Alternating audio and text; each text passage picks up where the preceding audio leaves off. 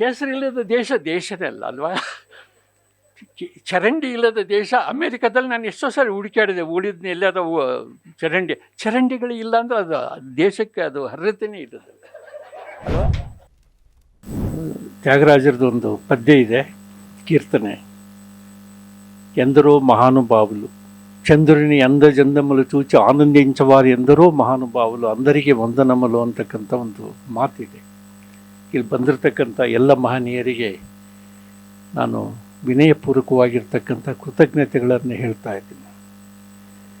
ಮಮ್ಮಟನ ಕಾವ್ಯಾದರ್ಶದಲ್ಲಿ ಒಂದು ಮಾತು ಬರುತ್ತೆ, ಕಾವ್ಯದಿಂದ ಏನು ಪ್ರಯೋಜನ, ಸಾಹಿತ್ಯದಿಂದ ಏನು ಪ್ರಯೋಜನ, ಕೇವಲ ರಾಯಲ್ಟಿ ಬರ್ತದೆ, ಜನ ಓದ್ತಾರೆ ಅಂತಕ್ಕಂಥದ್ದು ಅಷ್ಟೇ ಅಲ್ಲ, ಏನೇನು ಪ್ರಯೋಜನ ಆಗುತ್ತೆ.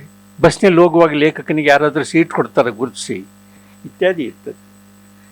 ಆದರೆ ನನಗಾಗಿರ್ತಕ್ಕಂಥ ಅನುಭವದ ಹಿನ್ನೆಲೆಯಲ್ಲಿ ಹೇಳೋದಾದರೆ, ಕಾವ್ಯ ಯಶಸ್ವಿ ಕೃತೆ ಶಿವೇತ ರಕ್ಷತೆ ಅಂತಕ್ಕಂಥ ಮಾತು ಮಮ್ಮಟ ತನ್ನ ಕಾವ್ಯಾದರ್ಶದಲ್ಲಿ ಹೇಳಿದ್ದಾನೆ. ಏನೇನು ಉಪಯೋಗ ಕಾವ್ಯ ಪ್ರಕಾಶದಲ್ಲಿ ಹೇಳಿದ್ದಾನೆ. ನಾನು ಸಾರಿ ಯಾವುದೇ ಒಂದು ಫಂಕ್ಷನ್ನಿಗೆ ಚಿಕ್ಕಮಗಳೂರಿಗೆ ಹೋಗ್ತಕ್ಕಂಥ ಸಂದರ್ಭದಲ್ಲಿ ಒಂದು ನಿಗೂಢವಾಗಿರ್ತಕ್ಕಂಥ ಒಂದು ಕರೆ, ಅದು ಎಚ್ ಎಸ್ ಸತ್ಯನಾರಾಯಣ ಅವರದು. ಸರ್ ಎಷ್ಟು ಗಂಟೆಗೆ ಬರ್ತಾ ಇದ್ದೀರಿ? ನಾನು ಬರೋದನ್ನ ಇವ್ರಿಗೆ ಹೆಂಗೆ ಗೊತ್ತಾಯ್ತೋ ಗೊತ್ತಿಲ್ಲ. ಇಷ್ಟು ಗಂಟೆಗೆ ಅಲ್ಲಿ ನಿಲ್ಲಿಸಿ, ನನ್ನ ವೆಹಿಕಲನ್ನು ನಿಲ್ಲಿಸಿ ಮನೆಗೆ ಕರ್ಕೊಂಡೋಗಿ ಷಡ್ರಸಯುಕ್ತ ಭೋಜನಂ ಊಟ ಉಣಬಡಿಸಿ, ನಾನು ತೊಟ್ಕೊಂಡಿರ್ತಕ್ಕಂಥ ಈ ಬಟ್ಟೆಯನ್ನು ಅವರು ಕೊಟ್ಟು ನನ್ನ ಗೌರವಿಸಿ, ಡಯಾಬಿಟಿಕ್ ಇರೋರಿಗೆ ಈ ಅಕ್ಕಿ ಭಾಳ ಒಳ್ಳೆಯ ಸರ್, ರಾಜಮುಡಿ ಅಕ್ಕಿಯನ್ನು ಒಂದು 10 kg ಇಟ್ಕೊಳ್ಳಿ ಅಂತ ಕೊಟ್ಟು, ಇಷ್ಟೆಲ್ಲ ಸಾಹಿತ್ಯದಿಂದ ಆಗ ಪ್ರಯೋಜನಗಳಲ್ಲಿ ಇದು ಕೂಡ ಅವರಷ್ಟು ಅದ್ಭುತವಾಗಿ ಅಡುಗೆ ಮಾಡೋರು ನಾನು ಎಲ್ಲಿ ನೋಡೇ ಇಲ್ಲ. ಅಂಥ ಸತ್ಯನಾರಾಯಣ ಅವ್ರನ್ನ ಮದುವೆ ಆಗಿರ್ತಕ್ಕಂಥ ಅವರ ಧರ್ಮಪತ್ನಿ ನಿಜವಾಗ್ಲೂ ಪುಣ್ಯ ಮಾಡಿದ್ದಾರೆ ಅಂತ ನಾನು ತಿಳ್ಕೊಂಡಿದ್ದೀನಿ. ನನ್ನ ಮಗನಿಗೂ ಬಹಳ ಪ್ರಿಯವಾಗಿರ್ತಕ್ಕಂಥ ವ್ಯಕ್ತಿ. ಇಲ್ಲಪ್ಪ ಇದು ಮದುವೆ ಸಂದರ್ಭದಲ್ಲೆಲ್ಲ ಇವೆಲ್ಲ ಉಟ್ಕೊಂಡು ಹೋಗ್ಲಿಕ್ಕೆ ಅಂತ ಹೇಳಿದಾಗ ನನ್ನ ಮಗ, ನಾನು ಇವತ್ತೇನಾದರೂ ಸ್ವಲ್ಪ ಚೆಂದ ಕಾಣಿಸ್ತಾ ಇದ್ದೀನಿ ಅಂದರೆ ನಮ್ಮ ಪ್ರವರ್ನೇ ಕಾರಣ. ಅಪ್ಪಾಜಿ ಈಗ ಈ ಡ್ರೆಸ್ ಇದು ಈಗೆಲ್ಲ ಪ್ರಸಾದನೆಗಳನ್ನ ಲೇಪಿಸ್ಕೋ ಅಂತ ಹೇಳ್ತಕ್ಕಂಥದ್ದು. ನಾನು ಇವತ್ತು ಉಟ್ಕೊಂಡು ಬಂದಿದ್ದೀನಿ ಅಂದರೆ ಇದು ಕೊಟ್ಟ ಡ್ರೆಸ್ಸು ಅವ್ರ ಕೊಡುಗೆ ಇದು. ಅವ್ರ ಮಗನ ಮದುವೆಗೆ ಹೋಗಿದ್ದೆ. ಇನ್ನೊಂದು ಸಾರಿ ಯಾರಾದರೂ ಅವ್ರ ಮಗನ ಮದುವೆ ಹೋದ ಸಂದರ್ಭದಲ್ಲಿ ನಿಮಗೂ ಈ ಥರ ಡ್ರೆಸ್ ಕೊಡ್ತಾರೆ ಅಂತಕ್ಕಂಥ ಇದ್ರ ಹೇಳೋಕ್ಕೆ ಇಷ್ಟಪಡ್ತಾ ಇದ್ದೀನಿ. ಆಮೇಲೆ ಇವತ್ತು ನೀವು ಬೆಳಗಿನ ಒಂದು ವಾರ್ತೆಯನ್ನು ಕೇಳಿರ್ಬೋದು. 29ನೇ ತಾರೀಕಿನಿಂದ 4 ದಿನಗಳ ಕಾಲ ಭರ್ಜರಿ ಮಳೆಯಾಗುತ್ತೆ ಅಂತಕ್ಕಂಥ ವಾರ್ತೆ. ಇದು ಕಾರಣ ಏನು ಅಂತಂದರೆ, ನಮ್ಮ ಅಂಕಿತ ಪ್ರಕಾಶನದ ಪ್ರಕಾಶ್ ಕಂಬತ್ತೇಳವರು 29ನೇ ತಾರೀಕು ಈ 3 ಪುಸ್ತಕಗಳನ್ನ ಬಿಡುಗಡೆ ಇಟ್ಕೊಂಡಿದ್ದಾರೆ. ಎಲ್ಲಿ ಪ್ರಕಾಶಕರು ಲೇಖಕರ ಪುಸ್ತಕಗಳನ್ನು ಸುಂದರವಾಗಿ ಪ್ರಕಟಿಸ್ತಾರೋ, ಆ ಲೇಖಕರಿಗೆ ತಕ್ಷಣ ರಾಯಲ್ಟಿ ಕೊಡ್ತಾರೋ, ಅಲ್ಲಿ 4 ದಿನಗಳ ಕಾಲ ಭರ್ಜರಿ ಮಳೆ ಬರ್ತಕ್ಕಂಥ ಇದೆ. ಕಣ್ಣ ಇಲ್ಲೇ ಇದ್ದಾರೆ. ಯಾಕಂದರೆ ನಮ್ಮ ಪ್ರಕಾಶ್ ಅವರ ದಂಪತಿಗಳು ಏನಿದ್ದಾರೆ, ಅಂಕಿತ ಪ್ರಕಾಶನದ ರೂವಾರಿಗಳು ಏನಿದ್ದಾರೆ, ಸದಾ ನಗ್ತಕ್ಕಂಥ ಜನ. ನೀವೇನಾದರೂ ಶ್ರವಣ ಬೆಳಗೊಳದ ಗೊಮ್ಮಟೇಶ್ವರ ಸುಮಾರು 1200 ವರ್ಷಗಳ ಕಾಲ ನಗುತ್ತನೇ ಇದ್ದಾನೆ. ಆದರೆ ನಮ್ಮ ಪ್ರಕಾಶ್ ಕಂಬತ್ತಳ್ಳಿಗಳು ಯಾವಾಗಲೂ ನಗ್ತಕ್ಕಂಥ ವ್ಯಕ್ತಿ. ಅವರ ಅಂಕಿತ ಪ್ರಕಾಶನದ ದೊಡ್ಡ ಶಕ್ತಿ ಯಾವುದು ಅಂದರೆ ಮುಗುಳ್ನಗೆ. ಅವ್ರು ನಿರಂತರವಾಗಿ ಪ್ರಕಟಿಸ್ತಾ ಇದ್ದಾರೆ, ಸಾವಿರಾರು ಪುಸ್ತಕಗಳನ್ನ ಪ್ರಕಟಿಸಿದ್ದಾರೆ, ಇನ್ನೂ ಸಾವಿರಾರು ಪುಸ್ತಕಗಳನ್ನ ಮುಂದಿನ ಕಾಲದಲ್ಲಿ ಪ್ರಕಟಿಸ್ತಾರೆ ಅಂತಕ್ಕಂಥ ನಂಬಿಕೆ ನಮಗಿದೆ ಅಂತ ಹೇಳಿ.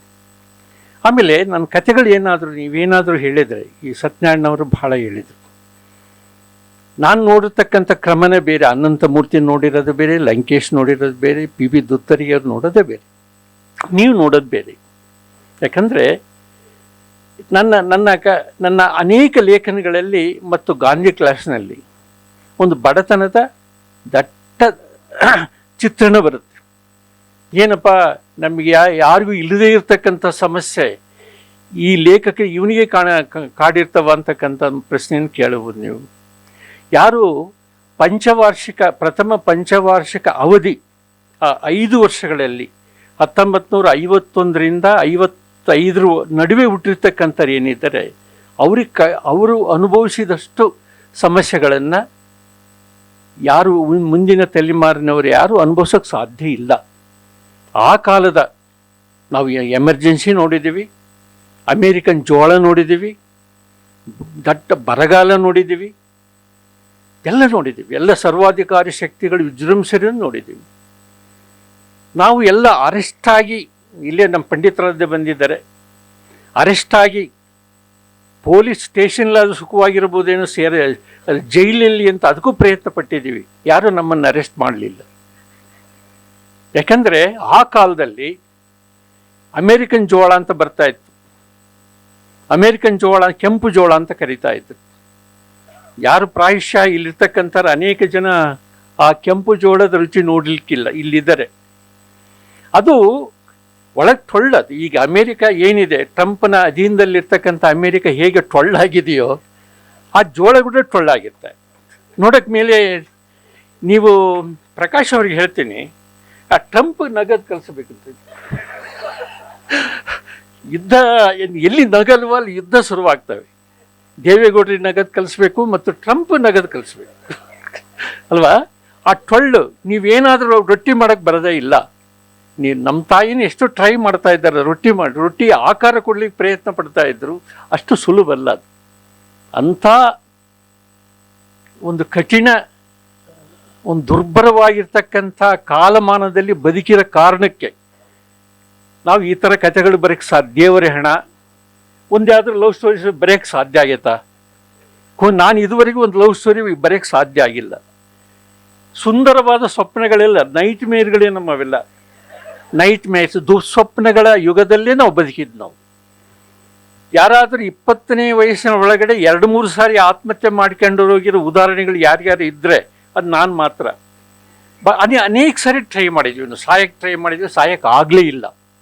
ಯಾಕಂದ್ರೆ ಮುಂದೆ ಈ ಥರ ಸೂರ್ಯನ ಚೂರುಗಳು ಬರೆಯುವ ಸಂದರ್ಭ ಬದುಕಿದ ಕಾರಣಕ್ಕೆ ಬರೋಕ್ಕೆ ಸಾಧ್ಯ ಆಯಿತು. ಯಾಕಂದರೆ ಇವೆಲ್ಲ ಆ ಕಾಲ ನಮ್ಮನ್ನು ರೂಪಿಸಿದ ಆ ಕಾಲಗಳು. ಒಬ್ರು ಹೇಳಿದರು, ಇಷ್ಟೊಂದು ಬಡತನೇನ್ರಿ, ಇಷ್ಟೊಂದು ಹಸಿವೆ ಏನ್ರಿ ಅಂತ ಕೇಳ್ತಿರ್ತಾರೆ ಅನೇಕ ಸಂದರ್ಭದಲ್ಲಿ. ದೇವರೇಣ ಅಂತಕ್ಕಂಥ ಕತೆ ಮೊನ್ನೆ ಸಬಿತಾ ಬನ್ನಾಡಿಯವರು ಭಾಷಣ ಮಾಡ್ತಾ ಈ ಶತಮಾನದ ಶ್ರೇಷ್ಠ ಕತೆ ಅಂತ ಹೇಳಿದ್ರಲ್ಲ, ಅದನ್ನ ಎಷ್ಟಿಂದ ಬರದೆ ಅಂದರೆ ಒಂದು 3 hours 3 ಗಂಟೆಯಲ್ಲಿ ಬರೆದ ಕತೆ ಅದು.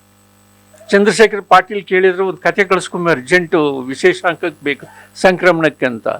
ನಾನು ಹಂಗೆ ರಾಯಲ್ ಸ್ಟೋರ್ನಲ್ಲಿ ಒಂದು 15 ರೂಪಾಯಿ ರೂಮ್ ತಗೊಂಡು ಹಂಗೆ ಕತೆ ಬರೆದು, ಇನ್ನು ಚೆನ್ನಣ್ಣ ವಾಲಿಕರ್ ಬಗ್ಗೆ ನೀವು ಹೇಳಲಿಲ್ಲ, ಲಂಕೇಶ್ ಬಗ್ಗೆ ಹೇಳ್ಬೇಕದು. ಹಾಗೆ ಚೆನ್ನಣ್ಣ ವಾಲಿಕರ್ ರೂಮ್, ಕುಮ್ಮಿ ನನ್ನ ತಮ್ಮ ನನ್ನ ರೂಮ್ ಐತೆ ಬರಪ್ಪ, ನನ್ನ ರೂಮ್ನಾಗ ಕುಂತ್ಕೊಂಡು ಬರೀವಂತ ಬಾ. ಹಾಗೆ ಬರೆದೆ, ಆತೇನು ಮಲಿಕೊಂಡಿದ್ದೆ, ಕತೆ ಬರೆದೆ, ಹಂಗೆ ಪೋಸ್ಟ್ ಮಾಡಿದೆ. ಆಮೇಲೆ ಇನ್ನೊಂದು ಕಾರ್ಡ್ ಬಂತು, ಇದಕ್ಕೆ ಹೆಸರಿಟ್ಟಲ್ಲ ಅಂತ. ಸರ್ ದೇವರಹಣ ಅಂತ ಇಟ್ಕೊಳ್ಳಿ, ದೇವರಹಣ. ಅದು ಭಾಳ ಹೆಸರುವಂತ ಕತೆ ಆಯಿತು. ನಾನು ಅಮೇರಿಕಕ್ಕೆ ಹೋದಾಗ ದೇವರಹಣ ಓದಿರ್ತಕ್ಕಂಥ ಮೃತ್ಯುಂಜಯ ಅಂತಕ್ಕಂಥ ಒಬ್ಬ ಡಾಕ್ಟ್ರು, ಹಾವೇರಿ ಮೂಲದ ಡಾಕ್ಟ್ರು, ಅಲ್ಲೆಲ್ಲ ನನಗೆ ವ್ಯವಸ್ಥೆ ಮಾಡಿದರು. ಸರ್ ನಿಮ್ಮ ದೇವರಹಣ ಕತೆ ನಾನು ಓದಿದ್ದೀನಿ, ಆ ಕತೆ ಬೇರೆಲ್ಲ, ನನ್ನ ಜೀವನ ಬೇರಿಲ್ಲ ಸರ್, ಅದನ್ನಷ್ಟು ನನ್ನ ಜೀವನವನ್ನೇ ನೀವು ಬರೆದಿದ್ದೀರಿ, ಇದಕ್ಕಿಂತ ಅತ್ಯುತ್ತಮವಾಗಿರ್ತಕ್ಕಂಥ ಪ್ರಶಸ್ತಿ ಲೇಖಕನಿಗೆ ಇನ್ನೊಂದಿಲ್ಲ ಅಂತ ನಾನು ತಿಳ್ಕೊಂಡಿದ್ದೆ. ಆಮೇಲೆ ಬರೆದ್ವಿ ಆಗ. ಆಮೇಲೆ ನಮ್ಮಪ್ಪ ಅಂಥ ಅಪ್ಪ ಪ್ರಪಂಚದಲ್ಲಿ ಯಾರು ಇರೋಕ್ಕೆ ಸಾಧ್ಯನೇ ಇಲ್ಲ ಅಲ್ವಾ? ನಮ್ಮನ್ನೆಷ್ಟು ಭಯ ಮತ್ತು ಪ್ರೀತಿ ಎರಡನ್ನೂ ಸಮಸಮವಾಗಿ ಇಟ್ಟು ಬೆಳೆಸಿದಂಥ ಒಬ್ಬ ತಂದೆ ಅಲ್ವಾ? ಅಂಥ ತಂದೆ ಪದ ಹಾಡ್ತಾ ಇದ್ದ. ಭಾಳ ನಮ್ಮ ತಂದೆ ಮುಂದೆ ಅಮಿತಾಬ್ ಬಚ್ಚನ್ ಏನೂ ಅಲ್ಲ, ಅಷ್ಟು ಎತ್ತರ ಇದ್ದ ನಮ್ಮ ತಂದೆ, ಅಷ್ಟು ಸುಂದರ ಅಂಗ. ನಮ್ಮ ತಂದೆ ಕಪಾಳು ಕೊಡಿಲಿಕ್ಕೆ ಒಬ್ಬ ಸರ್ಕಲ್ ಇನ್ಸ್ಪೆಕ್ಟ್ರಿಗೆ ಆಗಿನ ಕಾಲಕ್ಕೆ 500 ರೂಪಾಯಿ ಲಂಚ ಕೊಟ್ಟು ಕರ್ಕೊಂಡು ಬಂದಿದ್ರು ಅಂದರೆ ನಮ್ಮಪ್ಪನ ವ್ಯಕ್ತಿತ್ವ ಹೇಗಿತ್ತು ಲೆಕ್ಕ ಹಾಕಿ ನೋಡೋದು. ಒಬ್ಬ ಕುಂಬಾರ ಅಂದರೆ ಈಜಿಯಾಗಿ ಹೊಡೆದು ಬಿಡ್ಬೋದಂತ ಅಷ್ಟು ಚೆಂದಿದ್ದ. ಅವ್ನು ಕೆಲಸ ಮಾಡ್ತಾ ಇದ್ದ. ಉಳಿದ ಟೈಮ್ನಲ್ಲಿ ಭಾಳ ಡೀಸೆಂಟಾಗಿ ಡ್ರೆಸ್ ಮಾಡ್ಕೊಂಡು ಪದ ಹಾಡ್ಕೊಂತ ಅವನು ಉಸಿರಾಡಿದರೆ ಪದಗಳು ಕೇಳಿಸ್ತಾ ಇದ್ವು. ಹೆಣ್ಮಕ್ಳು ಇಮ್ಮಿಡಿಯೇಟ್ ಅವನು ಹಾಕಿದ ಕಣ್ಣಿ ಬಿದ್ದುಬಿಡೋದು. ಅಂಥ ಒಬ್ಬ ರಸಿಕ ನನ್ನ ತಂದೆ. ಅವನು ಎಷ್ಟು ವರ್ಣನೆ ಮಾಡಿದ್ರು ಕಡಿಮೆ. ನಮ್ಮ ಮಲ್ಲೇಪುರಂ ಯಾರಾದರೂ ಸಿನಿಮಾ ತೆಗಿಬೇಕು ಅವ್ರ ಬಗ್ಗೆ, ದುಡ್ಡು ಹಾಕೋಣ, ನಿಜವಾಗ್ಲೂ ಸಿನಿಮಾ ತೆಗಿಬೇಕು. ಎಲ್ಲಿ ರೀ ಮಲ್ಲೇಪುರಂ ಎಲ್ಲಿದ್ದರು, ಯಾವ ಲೆವೆಲ್ಲಿ ಬೆಳೆದ್ರು ಗೊತ್ತವ್ರು. ಒಬ್ಬ ಯೂನಿವರ್ಸಿಟಿಯ ಕುಲಪತಿಗಳೇ ಆದರು ಅಂದರೆ ಯಾವ ರೀತಿಯಲ್ಲಿ ಒಬ್ಬ ಮನುಷ್ಯ ತನ್ನನ್ನು ತಾನು ರೂಪಿಸ್ಕೊಳ್ತಾನೆ ಅನ್ನೋದಕ್ಕೆ ಅತ್ಯುಚ್ಚ ಮಟ್ಟದ ಉದಾಹರಣೆ ಅಂದರೆ ನಮ್ಮ ಮಲ್ಲೇಪುರಂ. ಅವ್ರಿಗೆ ಬಂದರು. ಭಾಳ ಎಷ್ಟು ಕಷ್ಟ ಇತ್ತು ನಮ್ಮ ಕಾಲ ಅಂತ ಹೇಳಿದರೆ, ಊಟಕ್ಕೆ ಸಿಗೋದು ಕಷ್ಟ ಆಗ್ತದೆ. ಊಟ ಸಿದ್ಧಗಂಗಾ ಮಠ ಅನ್ನೋದೈತಲ್ಲ, ಅದು ಇಲ್ಲದೆ ಇದ್ದಿದ್ರೆ ನಾವು ಯಾರೂ ಲೇಖಕರಾಗ್ತಾ ಇಲ್ಲ. ನಮ್ಮನ್ನು ಲೇಖಕರು ಮಾಡಿದ್ದೇ, ನಮಗೆ ಅಕ್ಷರ ಕಲಿಸಿದ್ದೆ, ಬದುಕನ್ನು ರೂಪಿಸಿದ್ದೆ, ನಮ್ಮ ಭವಿಷ್ಯವನ್ನು ಉಜ್ವಲಗೊಳಿಸಿದ್ದು ಯಾವುದು ಅಂತಂದರೆ ಸಿದ್ಧಗಂಗಾ ಮಠ. ಅಲ್ಲಿ ರಾಗಿ ಮುದ್ದೆ, ಅಲ್ಲಿರ್ತಕ್ಕಂಥ ಪಾಂಡಿತ್ಯದ ವಾತಾವರಣ. ನಾವೆಲ್ಲ ಎದ್ದು ಕೂಡಲೇ ಓಂ ಶುಭೋ ಅದೇನು ಈ ಸಂಸ್ಕೃತದಲ್ಲೇ ಮಾತಾಡ್ತಾ ಇದ್ರು. ಎಲ್ಲರೂ ನೋಡಿದರೆ ಯಾವುದೋ ಒಂದು ತಾಳೆಗರಿ ಗ್ರಂಥಗಳ ಥರ ಅಡ್ಡಾಡ್ತಾ ಇದ್ರು. ಆಗಲ್ಲ, ನಿಜವಾಗ್ಲೂ. ಆಗ ನಾವು ಎಷ್ಟು ದಿಗ್ಭ್ರಮೆಯಿಂದ ನೋಡ್ತಾ ಇದ್ವಿ. ಕನ್ನಡ ಮಾತ್ರ ಗೊತ್ತಿರ್ತಕ್ಕಂಥ ವ್ಯಕ್ತಿಗಳು ಸಂಸ್ಕೃತದ ರೂಪಕಗಳನ್ನು, ಸಂಕೇತಗಳನ್ನು ಮನುಷ್ಯ ರೂಪಗಳಲ್ಲಿ ನೋಡಿದಾಗ ನನಗೆ ಎಷ್ಟು ರೋಮಾಂಚನಗೊಳ್ತಾ ಇತ್ತು. ಈ ಪುಣ್ಯಾತ್ಮರು ನನಗೆ ದಂಡಿಯ ದಶಕುಮಾರ ಚರಿತೆ ಓದೋದು ಕಲಿಸಿದ್ರು, ರನ್ನನನ್ನು ಹೇಗೆ ಓದಬೇಕಂತ ಕಲಿಸಿದ್ರು, ಪಂಪನನ್ನು ನನಗೆ ಓದೋದು ಕಲಿಸಿದ್ರು. ಇವತ್ತು ಶತಶ್ಲೋಕ ಕಂಠಸ್ಥ ಪಂಡಿತ ಅಂತ ಒಂದು ಮಾತಿದೆ. 100 ಶ್ಲೋಕಗಳನ್ನು ಯಾರು ಕಂಠಪಾಠ ಮಾಡ್ತಾರೋ ಅವರು ಸಂಸ್ಕೃತ ಪಂಡಿತರಾಗ್ತಾರೆ ಅಲ್ವಾ. ನಾನು ಕೂಡ ಒಂದು 50 ಶ್ಲೋಕಗಳು ಬರ್ತವೆ. ಪ್ರಥಮ ಒಂದೇ ದುರ್ಜನಂ ಸಜ್ಜನಂ ತದನಂತರಂ ಮುಖ ಪ್ರಕ್ಷಲಾತ್ಪುರಂ ಬುಧಂ ಪ್ರಕ್ಷಲಾಂ ತಥಾ ಅಂತಕ್ಕಂಥ ಶ್ಲೋಕ ಇದೆ. ನನಗೆ ಇಂಥ ಹೇಳಬಲ್ಲೆ ನಾನು ಕಾತ ಸಂಸ್ಕೃತ ಪಂಡಿತ ಅಲ್ಲ.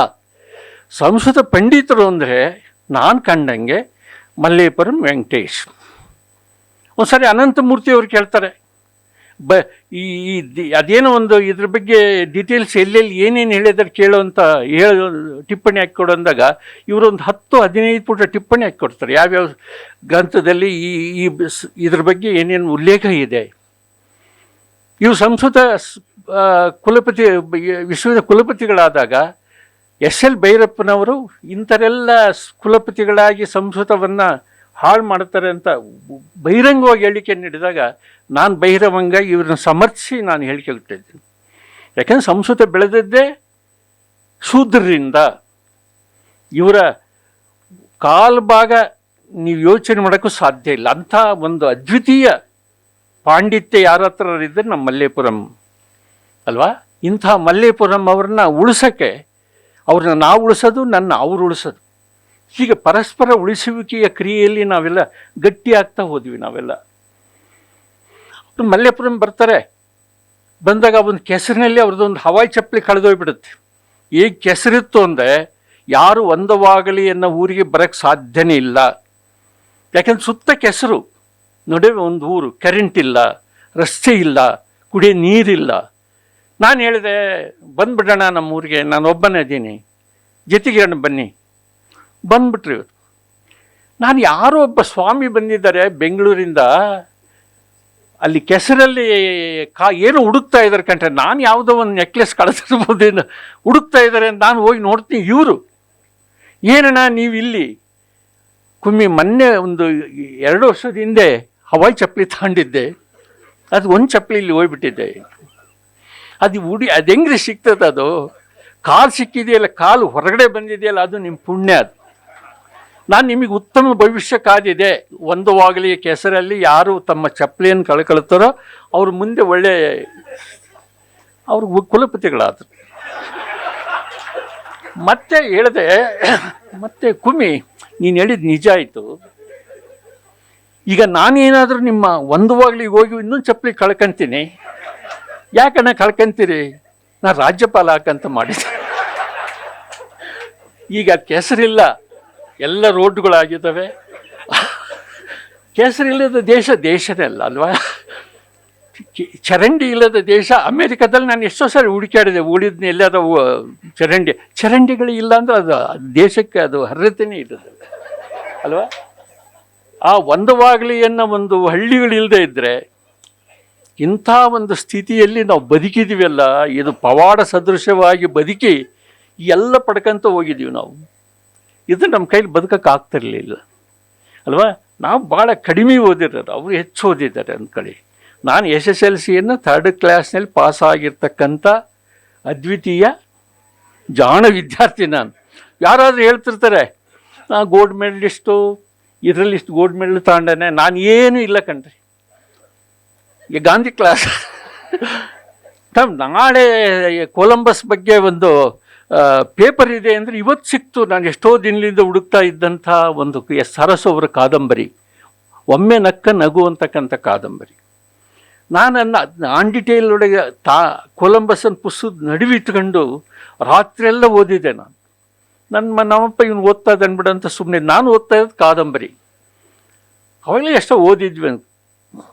ಆಮೇಲೆ ಬೆಳಿಗ್ಗೆ ನೋಡ್ತೀನಿ ಆ ಪ್ರಶ್ನೆಗಳಿಗೆ ಉತ್ತರನೇ ಹೊಳಿತಾ ಇಲ್ಲ. ನಾವು ಓದೇ ಇಲ್ಲಲ್ಲ.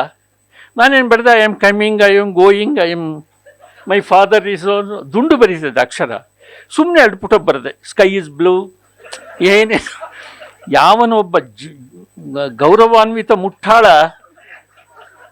42 ಮಾರ್ಕ್ಸ್ ಕೊಟ್ಟು ನಾನು ಪಾಸ್ ಮಾಡಿಬಿಟ್ಟೆ. ಇದು ನಾವೆಲ್ಲ ಈ ಸಾಹಿತ್ಯ ಹೀಗೆ ನಮ್ಮನ್ನು ಐ ಜಂಪ್ ಲಾಂಗ್ ಜಂಪ್ ಮಾಡೋದು ಕಲಿಸಿದ್ದು ಯಾವುದು ಅಂದರೆ ಸಾಹಿತ್ಯ ಅಲ್ವ. ಇದಿಲ್ಲದ್ರೆ ನಾವೇನು ಆಗ್ತಾ ಇರಲಿಲ್ಲ ನಾವು ಅಲ್ವಾ. ಇವತ್ತು ಅನ್ನ ಅನ್ನೋದೇನಿದೆ, ಇವತ್ತು ಪುಣ್ಯಾತ್ಮ ಸಿದ್ದರಾಮಯ್ಯನವ್ರನ್ನ ನೆನಿಬೇಕು ನಾನು ಈ ಸಂದರ್ಭದಲ್ಲಿ. ಅನ್ನ ಭಾಗ್ಯ ಅನ್ನೋದೈತಲ್ಲ, ಅದು ಯಾರು ಎನರ್ಟಿಕ್ಸ್ಲಿ ತುಂಬ ಒಳ್ಳೆಯ ಯೋಜನೆ ಅದು. ಅನ್ನ ಕೊಡ್ತಾ ಇದ್ರಲ್ಲ, ಅದು ಭಾಳ ಮುಖ್ಯವಾಗಿರ್ತಕ್ಕಂಥ. ಹಸಿದವರಿಗೆ ಗೊತ್ತು, ಅನ್ನೋದು ಎಲ್ಲರಿಗೂ ಗೊತ್ತಾಗಕ್ಕೆ ಸಾಧ್ಯ ಇಲ್ಲ. ನಾವು ಎಷ್ಟೊಂದು ಅನುಭವಿಸಿದ್ದೀವಿ ಅಂತ ಹೇಳಿದರೆ ಅದು ಇನ್ನೊಬ್ಬರನ್ನು ಅನುಭವಿಸೋಕ್ಕೆ ಸಾಧ್ಯನೇ ಇಲ್ಲ. ಅಷ್ಟೆಲ್ಲ ಕಷ್ಟ ಪರಂಪರೆಗಳ ನಡುವೆ ಆ ವಲ್ಮೀಕದಿಂದ ಹೊರ ಮೂಡಿದಂಥ ಲೇಖಕರು ನಾವು. ಅದು ಕಂಡ ನಾವು ಬರಿತೀವಿ. ನಾವು ಒಂದು ಕಾದಂಬರಿ ಬರೆದೆ, ಇದೇ ಒಂದು ಅವಶ್ಯಕತೆಗಾಗಿ ಒಂದು 26 ದಿನಗಳಲ್ಲಿ ಶಾಮಣ್ಣ ಅನ್ನೋ ಒಂದು 600 ಪುಟದ ಕಾದಂಬರಿ ಬರೆದ್ವಿ ನಾವು. ಅದನ್ನು ಎಲ್ಲರೂ ಹೊಗಳಿದ್ರು. ಅದನ್ನೇ ಮತ್ತೆ ಸುಮಾರು 1 ವರ್ಷದ ಕಾಲ 10 ವರ್ಷದ ನಂತರ ರೇಟ್ ಮಾಡಿದ್ವಿ ಅಲ್ವಾ. ರೇಟ್ ಮಾಡಿ ಅರಮನೆಯನ್ನು ಕದ 15 ವರ್ಷ ಬರೆದ್ವಿ. ಹೀಗೆ ಒಂದು ಅದೃಷ್ಟ ಅಂತ ಹೇಳಿದರೆ ಭಾಷೆ ನಮಗೆ ಒಲಿದಿದೆ. ಭಾಷೆ ಹೇಗೆ ಒಲಿತು ಅಂತ ನಾವೆಲ್ಲ ಓದಿದ್ವಿ. ಆಮೇಲೆ ಆ ಭಾಷೆಯನ್ನು ನಿರ್ಮಾಣ ಮಾಡ್ತಕ್ಕಂಥ ವಾತಾವರಣದಲ್ಲಿ ಬದುಕಿದ್ವಿ ಹಳ್ಳಿಗಳಲ್ಲಿ. ನೀವೇನಾದರೂ ಅವರು ನೋಡಿದ್ದಾರೆ, ಒಂದು ಬಾಗಿಲು ಅಂತಕ್ಕಂಥದ್ದು ನೋಡಿದ್ದಾರೆ. ಆಮೇಲೆ ಈ ಗಬ್ಬೂರು ಬಸಣ್ಣ ಅಂತ ಒಬ್ಬರಿದ್ದರು, ಗಬ್ಬೂರು ಬಸಣ್ಣ. ಯಾಕಂದ್ರೆ ಬೈಯರ್ ಭಾಳ ಇಂಪಾರ್ಟೆಂಟ್. ಭಾಷೆ ಎಲ್ಲಿ ಉಳಿತದಂದರೆ ಎಲ್ಲಿ ಹೆಚ್ಚು ಬೈತಾರೋ, ಆಮೇಲೆ ಹೆಚ್ಚು ಎಲ್ಲಿ ಗಂಡ ಹೆಂಡತಿ ಜಗಳ ಆಡ್ತಾರೋ ಅಲ್ಲಿ ಭಾಷೆ ಉಳಿತದೆ. ಈ ಜಗಳ ಆಡೋದೇ ಇಲ್ಲ. ಈ ಜಾಗತೀಕರಣ ಸಂದರ್ಭದಲ್ಲಿ ಜಗಳ ಆಡೋದೇ ಇಲ್ಲ. ಏನಾದರೂ ಈಡಿಯಟ್, ಯೂಸ್ಲೆಸ್ ಫಿಲಮ್, ಇನ್ನೊಂದು ವರ್ಡ್ ಸಿಗೋದಿಲ್ಲ ಇಂಗ್ಲೀಷ್ನಲ್ಲಿ. ಕನ್ನಡದಲ್ಲಿ ಆದರೆ ನಿರಂತರವಾಗಿ ಬೈಬೋದು. ಸುಮಾರು ಕನ್ನಡ ಆ ಬಗ್ಗೂರು ಬಸಣ್ಣ ಅಂತ ಹೇಳ್ತಾ ಇದ್ನಿಲ್ಲ, ಆತನ ಸಮಾಧಿ ಮಾಡಬೇಕು ಆ್ಯಕ್ಚುಲಿ, ಸತ್ತೋದ. ಆತ ಸುಮಾರು 1.5 ಗಂಟೆಗಳ ಕಾಲ ಬೈದಂಥ ಪದವನ್ನು ಮತ್ತೊಂದು ಸಾರಿ ಬಳಸ್ತಾ ಇರಲಿಲ್ಲ. 1.5 ಗಂಟೆಗಳ ಕಾಲ ಬೈತಾ ಇದ್ದ. ನಾವು ಯಾರೋ ತಮಾಷೆಗೆ ಹೇಳಿದ್ವಿ, ಮಲ್ಲನಗೌಡ್ರನ್ನ ಬೈತೀಯ ಬಸಣ್ಣ? ಅಯ್ಯೋ ಬೈತೀನಿ ಸರ್.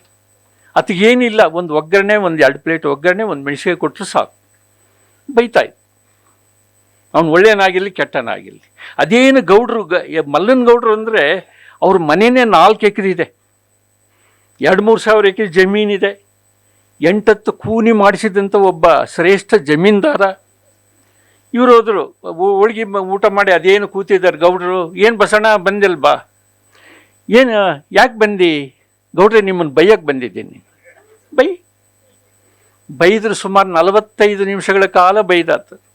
ಅವಾಗ ಆತನ ಶಬ್ದ ಸಂಪತ್ತಿ ಮೆಚ್ಚಿ ಆ ಮಲ್ಲನಗೌಡರು ಮನೆಯಲ್ಲಿ ಹೋಳಿಗೆ ಊಟ ಹಾಕ್ಸಿ ಕೈಗೆ ಒಂದು 100 ರೂಪಾಯಿ ಕೊಟ್ಟು ಸುಖವಾಗಿರಪ್ಪ ಅಂತ ಹೇಳಿ ಕಳಿಸಿದರು. ಇದು ನಮ್ಮ ಕಡೆ ಇರ್ತಕ್ಕಂಥ ಭಾಷೆ ಬಗ್ಗೆ ಜನ ಕೊಡ್ತಕ್ಕಂಥ ಗೌರವ. ಇನ್ನೊಬ್ಬರು ನಮ್ಮ ನೀರಿನ ಗುಳ್ಳೆಮ್ನಲ್ಲಿ ನೀರು ಬರ್ತಿರ್ಲಿಲ್ಲ. ಯಾವಾಗೋ ಒಂದು ಸರಿ ಬರೋದು ನೀರು ಬರೋದಕ್ಕಿಂತ ಮೊದಲು ಒಂದು ನೇಪಥ್ಯ ಬ್ಯಾಕ್ಗ್ರೌಂಡ್ ಮ್ಯೂಸಿಕ್ ಬರುತ್ತೆ, ಉಸ್ ಇಸ್. ಅರೆ ನೀರು ಬಂದು ಎಲ್ಲ ಮಹಿಳೆಯರು, ವೀರ ವನಿತೆಯರೆಲ್ಲ ಬಂದು ಕುಡಿಯಲ್ಲಿ ಕೊಪ್ಪಳಿಸ್ತಾರೆ. ಅವಾಗ ಅವಳು ಜಡಿ ಇವಳು ಹಿಡಿಯೋದು, ಇದು ಬೈಯೋದು.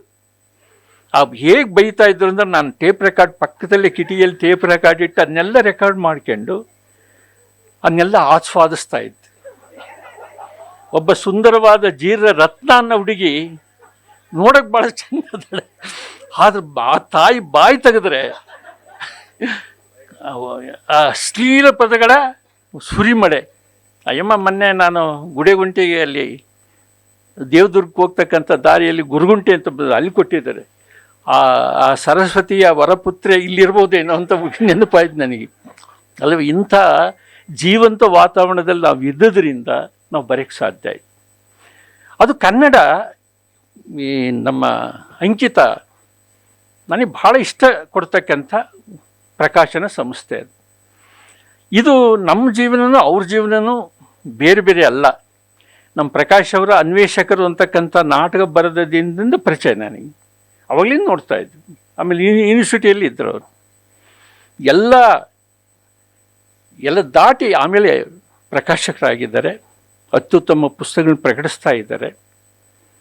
ಆಮೇಲೆ ದುರದೃಷ್ಟವಶಾತ್ ನಾವೇನು ತಿಳ್ಕೊಂಡಿದ್ವಿ ಅಂತ ಹೇಳಿದರೆ, ಈ ಸಿದ್ದರಾಮಯ್ಯನವರ ಗೌರ್ಮೆಂಟ್ ಬಂದ ಮೇಲೆ ಪುಸ್ತಕಗಳ ಗ್ರಂಥಾಲಯ ಖರೀದಿ ಮಾಡ್ತಾರೆ, ಎಲ್ಲ ಸುಖವಾಗಿರ್ತಾರೆ ಲೇಖಕರು ಮತ್ತು ಪ್ರಕಾಶಕರು ಅಂತ ತಿಳ್ಕೊಂಡಿದ್ವಿ.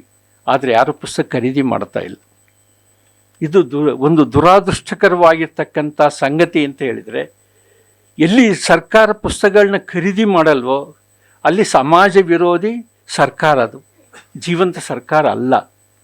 ಪುಸ್ತಕಗಳನ್ನು ಖರೀದಿ ಮಾಡಬೇಕು, ಲೇಖಕರನ್ನು ಪ್ರಕಾಶಕರನ್ನು ಉಳಿಸ್ತಕ್ಕಂಥ ಕೆಲಸ ಮಾಡಬೇಕು, ಭಾಷೆಯನ್ನು ಉಳಿಸ್ತಕ್ಕಂಥ ಕೆಲಸ ಮಾಡೋದು ಸರ್ಕಾರದ ಒಂದು ಜವಾಬ್ದಾರಿ ಅಂತ ನಾನು ತಿಳ್ಕೊಂಡಿದ್ದೀನಿ.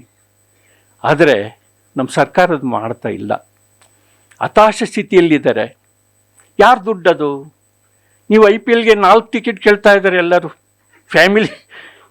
ಒಂದು ಸಾರಿ ನೀವು MLC ಆದರೆ ಸಾಯವರಿಗೂ ಸತ್ತ ಮೇಲ್ಗೂಡ ಅವ್ರ ಪತ್ನಿಗೆ 2,75,000 ಪಿಂಚಣಿ ಬರುತ್ತೆ. ಎಲ್ಲ ಸೇರಿ ನಾನು ಹೇಳೋದು 2,75,000 ಬರ್ತದೆ. ಇದನ್ನು ಚಿರಂಜೀವಿ ತಗೊಳ್ತಾ ಇದ್ದಾರೆ. ಎಲ್ಲ ಶ್ರೀಮಂತ ಅಪರ ಕುಬೇರರು ಅಂತ ಏನು ರಾಜಕಾರಣಿಗಳು ಇವತ್ತು ನಿವೃತ್ತರಾಗಿದ್ದಾರೆ ಅವರೆಲ್ಲ ಪೆನ್ಷನ್ ತಗೊಳ್ತಾ ಇದ್ದಾರೆ. ಸಿಕ್ಕಾಪಟ್ಟೆ ಆಸ್ತಿ ಇದೆ, 108 ತಲೆಮಾರು ತಿಂದರೂ ಸವಿದಷ್ಟು ಆಸ್ತಿ ಇದೆ. ಆದರೂ 4 IPL ಟಿಕೆಟ್ ಕೇಳ್ತಾ ಇದ್ದಾರೆ. ಇದನ್ನು ಯಾರು ಪ್ರತಿಭಟಿಸ್ತಾ ಇಲ್ಲ. ನಾವು ಯಾರಾದರೂ ಕೇಳಿದ್ದೀರಾ ಈ ಥರ ತಪ್ಪು ನೀವು ಕೇಳ್ತಾ ಇರೋದು? ಮುಖಕ್ಕೆ ಮಂಗಳಾರತಿ ಮಾಡಿದ್ದೀವ ಶಾಸಕರಿಗೆ? ನಾವು ಮಾಡ್ತಾ ಇಲ್ಲ. ಯಾಕೆ ಮಾಡ್ತಾ ಇಲ್ಲ ಅಂತ, ನಾವು 5Gಯಲ್ಲಿ ಅದೀವಿ. ಈಗ 5G ಮೊಬೈಲ್ ಹಿಡ್ಕೊಂಡ್ರೆ ನಾವು ಮುಖ ಇನ್ನೊಂದು ಕಡೆ ತಿರುಗಿಸೋದೇ ಇಲ್ಲ. ಅಲ್ಲಿ IPL ಎಲ್ಲ ಸಿನಿಮಾಗಳು ಬರ್ತಾ ಇದ್ದಾವೆ, ಎಲ್ಲ ಮನೋರಂಜನೆ ಬರ್ತಾ ಇದ್ದಾವೆ. ಯಾರು ಟ್ರಂಪ್ ಬಗ್ಗೆ, ಯಾವ ಯುದ್ಧಗಳ ಬಗ್ಗೆ ನಾವು ತಲೆ ಕೆಡಿಸ್ಕೊಳ್ತಾ ಇಲ್ಲ. ಪೆಟ್ರೋಲು, ಡೀಸೆಲು, ಸಾಂಬಾರು, ಇವತ್ತು ಒಂದು ಪ್ಲೇಟ್ ಇಡ್ಲಿ ಮೊನ್ನೆ ಎಲ್ಲಿ ಕೇಳಿದೆ ನಾನು, A2B ಹೋಟ್ಲಲ್ಲಿ ಕಾಫಿ 40 ರೂಪಾಯಿ. ಅಲ್ಲ, ಮೊನ್ನೆ ಲಾಸ್ಟ್ ಟೈಮ್ ಕುಡಿದ್ರೆ 27 ಇತ್ತು, ಈಗ 50 40 ಆಯ್ತಲ್ಲ ಅಂದರೆ, ಇಲ್ಲ ಸಮಯ ಗ್ಯಾಸ್ ಸಿಗ್ತಾ ಇಲ್ಲ. ಅಲ್ಲ, ಸಾಂಬಾರು ಯಾಕೆ ಸಿಗ್ತಾ ಇಲ್ಲ? ಗ್ಯಾಸ್ ಇಲ್ಲ. ಇದನ್ನ ಯಾರು ನಾವು ಕ್ವಶನ್ ಮಾಡ್ತಾ ಇಲ್ಲ. ನಾವೇನಂತ ಮೊಬೈಲ್ ಇಟ್ಕೊಂಡು ಕುಂದಿರ್ತೀವಿ, 5G ನೋಡ್ತಾ ಇದ್ದೀವಿ. ಇನ್ನೊಂದು ಆತಂಕಕಾರಿ ಸುದ್ದಿ ಅಂದರೆ 6G ಬರ್ತಾ ಇದೆ, 7G ಬರ್ತಾ ಇದೆ. ಇಡೀ ಪ್ರಪಂಚ ನಾವು ಮಾತಾಡದ ರೀತಿಯಲ್ಲಿ ಮಾಡಿಬಿಟ್ಟಿದೆ, ನಿಷ್ಕ್ರಿಯಗೊಳಿಸಿದೆ. ನಾವ್ಯಾರು ಮಾತಾಡೋಕ್ಕಾಗ್ತಾನೆ ಇಲ್ಲ. ಯಾರು ಮಾತಾಡ್ತಾರೆ ಹೇಳಿ ನೋಡೋಣ? ಯಾರು ತಂದೆ ಮಕ್ಕಳ ಜೊತೆ ಮಾತಾಡ್ತಾ ಇಲ್ಲ, ಮಕ್ಕಳು ತಂದೆ ಜೊತೆ ಮಾಡ್ತಾ ಇಲ್ಲ, ಗಂಡ ಹೆಂಡ್ತಿ ಗಂಡ, ಯಾರೂ ಮಾತಾಡ್ತಾ ಇಲ್ಲ. ಇದನ್ಯಾವ ಯೋಚನೆ ಮಾಡ್ತಾ ಇಲ್ಲ. ಸಾಯಂಕಾಲ 6:00 ಪ್ರೇಮ ಕಾವ್ಯ ನೋಡ್ತಾ ಕೂತ ಒಬ್ಬ ಮಹಿಳೆ ಎದ್ದೇಳೋದು ಭಾರ್ಗವಿ LLB ಮುಗಿದ ಮೇಲೆ. ಯಾರು ಕ್ರಿಯೆ ಇಲ್ಲ. ಗಂಡಿಗೆ ಹೆಂಡ್ತಿ ಊಟ ಆಗ್ತಾಯಿಲ್ಲ, ಹೆಂಡ್ತಿ ಗಂಡ ಕೇಳ್ತಾ ಇದ್ರು. ಗಂಡ ರಿಕ್ರಿಯೇಷನ್ ಕ್ಲಬ್ಗೆ ಹೋಗ್ತಾನೆ, ಹೆಂಡ್ತಿ TV ಎದುರಿ ಮೌನವಾಗಿ ಕೂತಿದ್ದಾಳೆ, ಮಾತಾಡ್ತಾ ಇಲ್ಲ. ಇಂಥ ಒಬ್ಬ ತಾಯಿಯ ಮಕ್ಕಳು ಸುಖವಾಗಿರೋಕ್ಕೆ ಸಾಧ್ಯನಾ? ನಾವು ಯೋಚನೆ ಮಾಡಬೇಕಾದ. ನಮ್ಮನ್ನು ಮಾತಾಡ್ತಕ್ಕಂಥ ತಂದೆ ತಾಯಿಗಳ ನಡುವೆ ಹುಟ್ಟಿದ್ರಿಂದ ನಾವು ಇಷ್ಟೊತ್ತು ಮಾತಾಡ್ತಾ ಇದ್ದೀವಿ, ಇಷ್ಟೆಲ್ಲ ಬರೀತಾ ಇದ್ದೀವಿ. ಮಾತಾಡದೇ ಇರ್ತಕ್ಕಂಥ ತಂದೆ ತಾಯಿಗಳು, ಇನ್ನೊಂದು ಅಪಾಯಕಾರಿಯಾಗಿರ್ತಕ್ಕಂಥ ಒಂದು ತತ್ವಜ್ಞಾನ ಬಂದಿದೆ, AI ಅಂತ ಬಂದಿದೆ.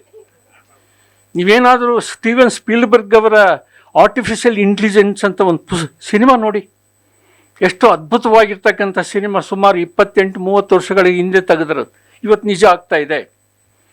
ನಾವ್ಯಾರು ಡೂಪ್ಲಿಕೇಟ್ ಆಗ್ತಾ ಇದ್ದೀವಿ, ಒರಿಜಿನಾಲಿಟಿ ಇರೋದೇ ಇಲ್ಲ. ಮುಂದೆ ಇನ್ನು ಕ್ರಮೇಣ ವೀರಭದ್ರಪ್ಪನ ಪ್ರತಿಕೃತಿ ಇಲ್ಲಿ ಕಾಣಿಸ್ತಾ ಇರ್ಬೋದು, ನಿಜವಾದ ವೀರಭದ್ರಪ್ಪ ಇಲ್ಲಿರೋಕ್ಕೆ ಸಾಧ್ಯ ಇಲ್ಲ, ನಿಜವಾದ ಪ್ರೇಕ್ಷಕರು ಇಲ್ಲಿರೋಕ್ಕೆ ಸಾಧ್ಯ ಇಲ್ಲ. ನಮ್ಮ ಪ್ರತಿಕೃತಿಗಳು ಬಂದು ಇಲ್ಲಿ ಕೂತಿರ್ತವೆ. ನಮ್ಮನ್ನು ನಾವು ಮೋಸ ಮಾಡ್ಬೋದು. ಆರ್ಟಿಫಿಷಿಯಲ್ ಇಂಟೆಲಿಜೆಂಟ್ ಮೂಲಕ ಹೆಣ್ತಿನ ಗಂಡ ಮೋಸ ಮಾಡ್ಬೋದು, ಗಂಡನ ಹೆಣ್ತಿನ ಮೋಸ ಮಾಡ್ಬೋದು. ಅದು ಈ ಥರ ಒಂದು ನಿಷ್ಕ್ರಿಯವಾಗಿರ್ತಕ್ಕಂಥ ಒಂದು ನಿರ್ಜೀವವಾಗಿರ್ತಕ್ಕಂಥ ಒಂದು ಸಮಾಜ ನಮ್ಮ ಎದುರು ನಿರ್ಮಾಣ ಆಗ್ತಾ ಇದೆ. ನಾವು ಯಾರಾದರೂ ಲೇಖಕರು ಅದ್ರ ಬಗ್ಗೆ ಯೋಚನೆ ಮಾಡಿದ್ದೀವ ಅಲ್ವಾ? ಯಾರು ಯೋಚನೆ ಮಾಡ್ತಾ ಇಲ್ಲ. ನಾವು ಹೇಗೆ ಅಂತಂದರೆ, ಇವತ್ತು ಒಂದು ಪುಸ್ತಕನ ನಾವು ಒಂದು ಮೊದಲು 4 ರೂಪಾಯಿ ಕೊಟ್ಟು ಒಂದು ಕಡೆಯಿಂದ ನೀನು ಬುಕ್ ಪೋಸ್ಟ್ ಅಂತ ಕಳಿಸ್ಬಿಡ್ತಾ ಇದ್ವಿ. ಇವತ್ತು ಕಳ್ಸೋಕ್ಕಾಗ್ತಾ ಇಲ್ಲ. ಗ್ಯಾನ್ ಪೋಸ್ಟ್ ಅಂತ ಬಂದಿದೆ. ಒಂದು ಪುಸ್ತಕವನ್ನು 4 ರೂಪಾಯಿ 5 ರೂಪಾಯಿ ಬೆಲೆ ಭಾಳ ಪುಸ್ತಕವನ್ನು ಕಳಿಸ್ಲಿಕ್ಕೆ ನೀವು 30 ರೂಪಾಯಿ ಖರ್ಚು ಮಾಡಬೇಕು ಅಥವಾ 50 ಖರ್ಚು ಮಾಡಬೇಕು. ಇಂಥ ಸ್ಥಿತಿಯಲ್ಲಿದೆ. ನಮ್ಮ ಸರ್ಕಾರ ಪುಸ್ತಕಗಳ ಸಂಚಾರವನ್ನು ನಿರ್ಬಂಧಿಸಿದೆ, ಆಲೋಚನೆಗಳನ್ನ ನಿರ್ಬಂಧಿಸ್ತಾ ಇದೆ ಅಲ್ವಾ? ಇಂಥ ಸಂದರ್ಭದಲ್ಲಿ ನಾವು ಯಾರ ಬಗ್ಗೆನೂ ಯೋಚನೆ ಮಾಡೋಕ್ಕಾಗಲ್ಲ. ಅಲ್ಲಿ ಇದೇ ನೀವೇನಾದರೂ ಮುಂದುವರೆದ್ರೆ ಮುಂದೆ ಏನಾಗ್ಬೋದು? ನನ್ನ ಮಕ್ಕಳು, ನನ್ನ ಮಕ್ಕಳು ಸರಿ, ಮೊಮ್ಮಕ್ಕಳು, ನಮ್ಮ ಅಥರ್ವ, ಇತಿಹಾಸ, ಫಲ್ಗುಣಿ ಇವೆಲ್ಲ ಮುಂದೆ ಹೆಂಗೆ ಬದುಕ್ತವ? ಯಾವ ಸಮಾಜದಲ್ಲಿ ಬದುಕ್ತವೆ ಲೆಕ್ಕ ಹಾಕಿ ನೋಡೋಣ ಅಲ್ವಾ? ಇಂಥ ಒಂದು ನಿರ್ದಯ ಆಗಿರ್ತಕ್ಕಂಥ, ಅಂತಃಕರಣ ಇಲ್ಲದೆ ಇರ್ತಕ್ಕಂಥ, ವಾತ್ಸಲ್ಯ ಇಲ್ಲದೆ ಇರ್ತಕ್ಕಂಥ ಸಮಾಜದ ನಿರ್ಮಾಣಕ್ಕೆ ನಾವು ಪರೋಕ್ಷವಾಗಿ ಕಾರಣ ಆಗಿದ್ದೀವಿ. ಇದನ್ನು ಯೋಚನೆ ಮಾಡಬೇಕು ನಾವು ಅಲ್ವಾ? ಇದಕ್ಕೆ ಪೂರಕವಾಗಿ ನಾವು ಏನು ಬರೀಬೇಕು, ಏನು ಮಾತಾಡಬೇಕು? ನಾವು ಬರೀ ಬರ್ಕಂತ ಕುಂತ್ರಾಕತ್ತ, ಬೀದಿಯಲ್ಲಿ ಹೋಗೋದು ಬೇಡವಾ? ಸರ್ಕಾರನ ಕ್ವಶನ್ ಮಾಡೋದು ಬೇಡವಾ? ವ್ಯವಸ್ಥೆನ ಕ್ವಶನ್ ಮಾಡೋದು ಬೇಡವಾ? ಯಾಕೆ ಪ್ರಶ್ನೆಗಳು ಕೇಳೋದೇ ಇಲ್ಲ? ನಾವು ಪ್ರಶ್ನೆಗಳು ಇಲ್ಲದೆ ಇರ್ತಕ್ಕಂಥ ಸಮಾಜದಲ್ಲಿ ನಾವು ಅದೀವಿ ಅಲ್ವಾ? ಇದು ಯಾಕೆ ಈಗ ಆಗ್ತಾ ಇದೆ? ಯಾಕೆ ಒಂದು ಫೆವಿಕ್ವಿಕ್ ಹಚ್ಚಿರ್ತಕ್ಕಂಥ ಕುರ್ಚಿ ಮೇಲೆ ಕುಂದ್ರಕ್ಕೆ ಟ್ರೈ ಮಾಡ್ತಾ ಇದ್ದೀವಿ? ಫೆವಿಕ್ವಿಕ್ ಪ್ರಾಧಿಕಾರ ಆಗಿರೋದು, ಈಗ ಸಾಹಿತ್ಯ ಅಕಾಡೆಮಿಗಳಾಗಿರ್ಬೋದು, ನೀವೇನಾದರೂ ಫೆವಿಕ್ವಿಕ್ ಹಚ್ಚಿರ್ತಾರಲ್ಲಿ ನೀವು ಕೂತರ ಮೇಲೆ ಎದ್ದು ಬಿಡೋಕ್ಕಾಗೋದೇ ಇಲ್ಲ. ಆ ಕುರ್ಚಿ ಸಹಿತನೇ ಎದ್ದು ಬರಬೇಕಾಗುತ್ತಲ್ಲ ಅಲ್ವಾ? ಇಂಥ ಒಂದು ಸ್ಥಿತಿಯಲ್ಲಿ ಒಬ್ಬ ಲೇಖಕ ಇದ್ದಾನೆ, ಬುದ್ಧಿಜೀವಿ ಇದ್ದಾನೆ ಅಂದರೆ ಇದು ಬಹಳ ಅಪಾಯಕಾರಿ ಸ್ಥಿತಿಯಲ್ಲಿದ್ದೀವಿ. ಅದು ಯಾವ ಸರ್ಕಾರ ಅಂತ ಹೇಳೋಕ್ಕಾಗಲ್ಲ. ಏನು ನೀನು ಕಾಂಗ್ರೆಸ್ ಗಂಜಿ ಗಿರಾಕಿ ಅಂತ ಬರೆದು ಬಿಡ್ತಾರೆ. ನಾವು ಯಾವ ಗಂಜಿ ಗಿರಾಕಿನೂ ಅಲ್ಲ, ಯಾವ ಕಾಂಗ್ರೆಸ್ ಪಕ್ಷನೂ ಅಲ್ಲ, BJPನಲ್ಲಿ ಯಾವುದೂ ಅಲ್ಲ. ಜನರ ಪರವಾಗಿ, ಸಂವಿಧಾನ ಪರವಾಗಿರ್ತಕ್ಕಂಥ ಲೇಖಕರು ನಾವು ಮಹಾ ಉಪದ್ರವಿ ಲೇಖಕರು, ನಿರುಪದ್ರವಿ ಲೇಖಕರಲ್ಲ. ಭಾಳ ಸೈಲೆಂಟಾಗಿ ಸದಾ ಗುಲಾಬ್ ಜಾಮೂನ್ ಥರ ಸ್ಟೈಲ್ ಕೊಟ್ಕೊಂತ ಇರ್ತಕ್ಕಂಥರಲ್ಲ ಅಲ್ವಾ? ನಾವು ಉಪದ್ರವಿ ಲೇಖಕರು, ವ್ಯವಸ್ಥೆಗೆ ಕಾಟ ಕೊಡ್ತಕ್ಕಂಥ, ಸರ್ಕಾರವನ್ನು ಪ್ರಶ್ನಿಸ್ತಕ್ಕಂಥ ಲೇಖಕರು ಅಲ್ಲ. ಈ ಥರ ನಮ್ಮನ್ನು ನಾವು ರೂಪಿಸ್ಕೊಳ್ತಾ ಇದ್ದರೆ, ಒಂದು ಕಾಲನ್ನು ಬೀದಿಯಲ್ಲಿಡದ ಇದ್ದರೆ, ಒಂದು ಕಾಲನ್ನು, ಒಂದು ಕಿವಿಯನ್ನು ಸಮಾಜದ ಕಷ್ಟ ಸುಖಗಳನ್ನು ವಿಚಾರಿಸ್ತಾ ಇದ್ದರೆ ನಾವು ಲೇಖಕ ಆಗೋಕ್ಕೆ ಸಾಧ್ಯ ಇಲ್ಲ ಅಲ್ವಾ? ಇಲ್ಲಿ ನಮ್ಮ ಮೇವು ಮಠದ್ದು ಒಂದು ಪದ್ಯ ಇದೆ, ಅದು ಬಹಳ ಪ್ರಖರವಾಗಿರ್ತಕ್ಕಂಥ ಒಂದು ಪದ್ಯವನ್ನು ಬರೆದಿದ್ದಾರೆ. ಯಾಕೆ ನನಗೆ ಈ ಥರ ಲೇಖಕರು ಇಷ್ಟ ಆಗ್ತಾರೆ ಅಂತಂದರೆ, ಪ್ರಸನ್ನ ಕುಮಾರ್ ಸೀಕು ಅಂತ ಒಂದು ಕಥೆ ಇದೆ. ಅದು ಅನ್ನದ ಸಮಸ್ಯೆನೇ. ಅರೆ, ಆ ಮುದ್ದೆ ಇಲ್ಲದ್ರೆ ಇಲ್ಲಯ್ಯ, ಮುದ್ದೆಯನ್ನು ಕೆರೆದ ಮೇಲೆ ಹೊಡೆದು ತುಂಡು ಸಿಗ್ತತ್ತಲ್ಲ, ಅದಾದರೆ ಇದೆಯೇ? ಕೇಶವ ಹುಡುಕ್ತಾನೆ, ಅದು ಇಲ್ಲ ಅಲ್ವಾ? ಆ ಥರ ಒಂದು ಸಮಾಜ ಇವತ್ತು ಒಂದು ವರ್ಣನೆ ಮಾಡೋಕ್ಕಾಗೋದಿಲ್ಲ ಕಣ್ರಿ. ಈ ಥರ ಇದೆ. ಇನ್ನು ಮುಂದೆ ಏನಾಗ್ತದೋ, ಇನ್ನು ಭ್ರೂಣಗಳು MLAಗಳಾಗ್ತಾ ಇದ್ದಾವೆ, ಭ್ರೂಣಗಳು MLAಗಳಾಗ್ತಾ ಇದೆ. ನಿಲ್ಲಿಸ್ತೀನಿ ನಾನು, ಆಗ್ತಾ ಇದ್ದಾವೆ ಅಲ್ವಾ? ಭ್ರೂಣಗಳು. ದುಡ್ಡಿದೆಯಾ? ನಿಮ್ಮ ಶಿಕ್ಷಣ ಸಂಸ್ಥೆಗಳಿದೆಯಾ? ನೀವು MLA ಅಲ್ವಾ? ಯಾರು ಬೇಕಾಗಿಲ್ಲರಿ. ಹೆಸರಿ same poison in different bottles. ಇದು ಸದ್ಯದ ಪರಿಸ್ಥಿತಿ. ಅದಕ್ಕಣ್ಣ ಇವು ನಗ ವಿಷಯಗಳೆಲ್ಲ ಪ್ರಕಾಶ್ ಅವರೇ, ಈ ಒಂದು ಅವಕಾಶ ಕೊಟ್ಟಿದ್ದೀರಿ, 10 ನಿಮಿಷ ಮಾತಾಡಿ, 2 ನಿಮಿಷ ಮಾತಾಡಿ ಅಂದ್ರೆ ಆಗಲ್ಲ, ಸ್ವಲ್ಪ ಜಾಸ್ತಿನೇ ಮಾತಾಡ್ಬೇಕಾಗತ್ತೆ.